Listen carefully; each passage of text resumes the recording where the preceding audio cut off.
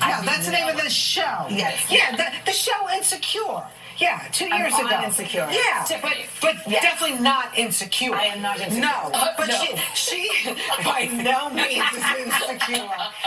And by the way, Los Angeles Times said she's one of this year's comedians to watch, and we know that. Yeah, well, she's going to be kicking off this year with her first HBO stand-up comedy special. It's called Amanda Seales, I Be Knowin. And she's here with us this morning. Welcome to Amanda Seales. Yay! We be knowing we love this special. Thanks, y'all. I love coming here. Y'all are always a good time. Well, You didn't hold back. You did not. Nothing that would be out of character. If you're gonna do it, do it. You know what I'm saying? No, I was really fortunate to be able to do my special the way I wanted to be able to speak in my typical, very fearless voice, you know, and HBO let me just go the distance. You were definitely flying in this hour special. Had me laughing. Very female-centric. Yes. It's about the sisterhood, Yes. I would say. Yes. It's really, I mean, this special is for black women. Everybody else can enjoy it, like it, love it, etc. But I feel like black women, especially in the comedy space, we really don't get our just due. I'm only the second black woman after Wanda Sykes to have a stand-up comedy special on HBO, and that was 10 years ago. So I wanted to make sure that I was speaking for us honestly and earnestly. There's a part where you're talking about black women complimenting each other as only we can do. Yes. Give us just give us an example. I mean, okay, lip. All right. You got this red lip on. Another variation. Come on, red lip. Right, exactly. But we don't even give you an entire scenario. Right. We'll just yell it at you, and you either receive it or not. I was driving the other day, and this girl was walking down the street, and her afro was just in the wind, and I was like, yes, hair. And she was like, yes. I just pulled off, and she goes about her day, I go about my day. We know what we've done. Right. Well, I love your observations, and I was wondering if everything in this 1 hour special truly happened to you, or you're having a lot of fun with life. I mean, all of these things truly happened to me. Like on the airplane. On the airplane, that really happened. She reached. Okay, so wait, tell Lori the Set it up. story. Yes. So I talk about it in the special. I was on a flight, and this couple sat next to me. First of all, I don't say in the special, but they were making out for like the entire boarding process. So I was already just like, nah. So you had the window seat. I had the window seat, and then when we were taxiing, all of a sudden her arm came across me to close the window, and I lost my mind. I was like, what? And I gave her arm back. And she was like, I don't understand what the problem is. You know, I'm just putting the window up. And I was like, you know what? She's not from America. Let me try and just have a cultural exchange. That didn't work. Invading your space? Of course it's invading my space. I run the windows. If I'm at the windows, I run the windows. We all know this. By the way, I wouldn't even do that to my husband when Thank he takes you. the window seat. No. I was like, incensed Shocked. over it. Yes. And no. so what really happened in real life? Like, did things go Everything, no, things did not end well. What's actually not featured in the special is that after all the conversation and stuff that you'll see on the special, the entire section turned against me. We land, and the guy is like, you're not a nice person. You're going to have a difficult life. And then the person in front of him was like, you're mean. You're mean. And the person next to her was like, I don't like you. I don't like you. Did you speak back to them? I mean, finally, I was like, is this whole plane going to turn on me? And, then I had to collect myself. But as for having a difficult life, I got to the curb and my Uber pulled up right when I arrived. So, joke's on you. So you said you left that part out. Was it difficult to leave out some of your experiences? Because it's all based on, for the most part, on real life experiences. Yeah, but at the end of the day, this is not going to be my last special. You Right. gotta have more material left over. I'm back on stage already. So, when you do a special, a lot of times you retire that material and you got to start fresh. So I've got a whole bunch of more material. All right. Well, we got a little clip from the special. I have to say we had to clip around some of the language, I Miss cursed. Seals. But anyway, we got a little something for you. Yes. Then there's a whole thing about going out. Okay? Some of y'all barely made it here tonight.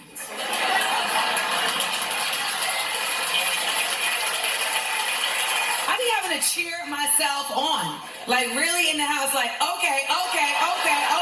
We doing it. We going out. We doing it. We going out.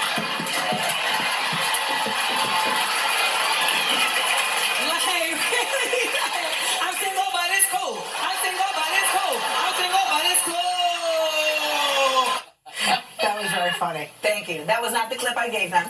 I wanted you all to see the other clip because that one I'm just dancing. My whole special is not me dancing, y'all. I just But want you to know are, that. there's a physicality to your presentation. Yes, I mean, I think that that's indicative of also, like, black comedy has a lot of physicality involved in it, and I wanted to, as always, like, make sure that whatever I'm presenting is authentic, but I'm blending a lot of different styles, and, you know, I have an intellectualism that I think a lot of people find in Chris Rock, and then I have a physicality that I think a lot of people find in Martin Lawrence, and then, you know, I have the black womanhood that I think a lot of people love from the 90s black women comedians. Okay, you bring up black womanhood. We have another clip. Let's take a look. Oh, First thing anyhow that you stay right. take off. No? No. Well, no, we don't. No. All right. Oh, they're getting it together. All right. Okay. They're getting it together. In the meet. Okay, let's take a look. They're in the Gee. And, you know, black women,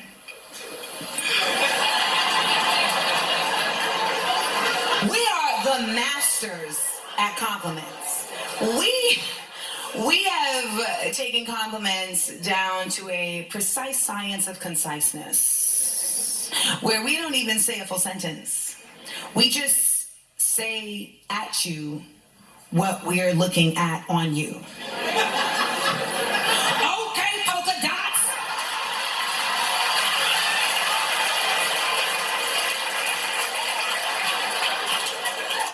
So funny. There was another woman in red, and I had to decide on the spot. Am I going to do the red or the polka dots? The polka dots is funnier. Now, one of my daughters was at work the other day, and another black woman said to her, "Okay, knee-high black boots." And she knew what she meant. Exactly. But I couldn't tell whether it was a compliment or dig.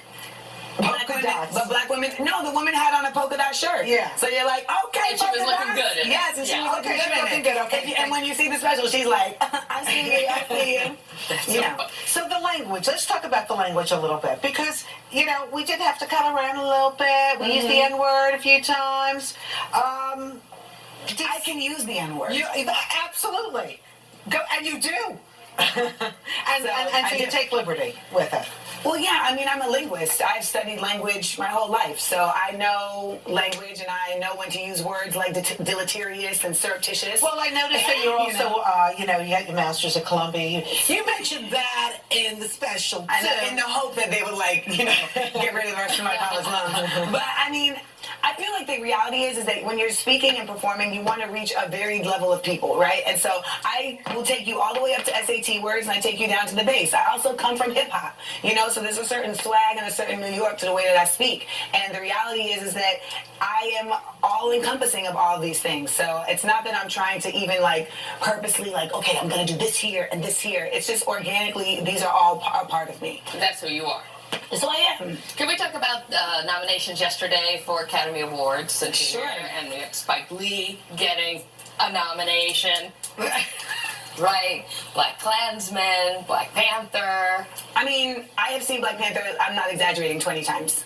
20 times. I've You watched should it. be in the movie.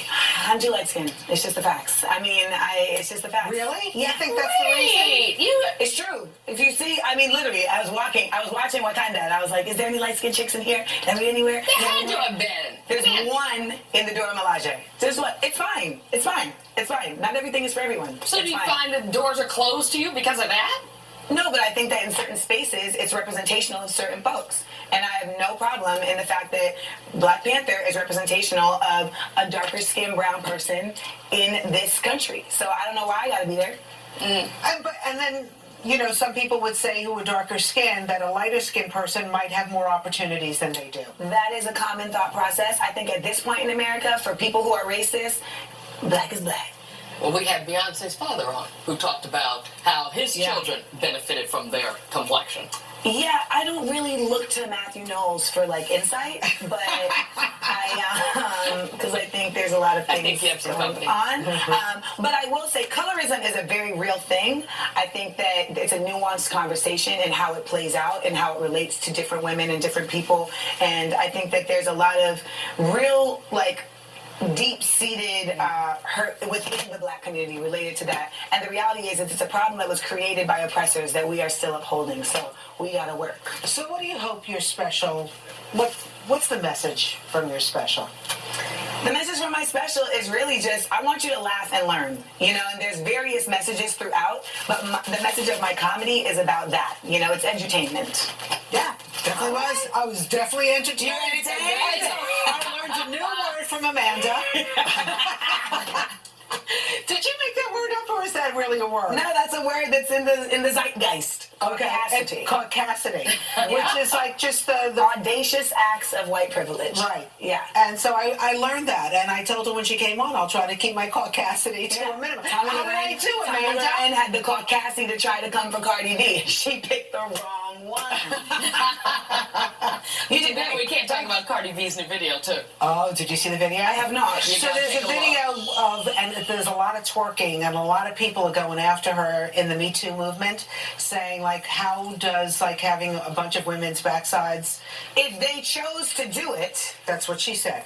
then they can do it. That's feminism. That's womanism. How does that relate to men attacking Because and it says appropriating it women? objectifies women. No, objectifying women is when men objectify women. I, as a woman, can decide if I want to put my body out here. That's not objectifying. That's me making a choice about how I present myself. I knew she was going to get all angry about that.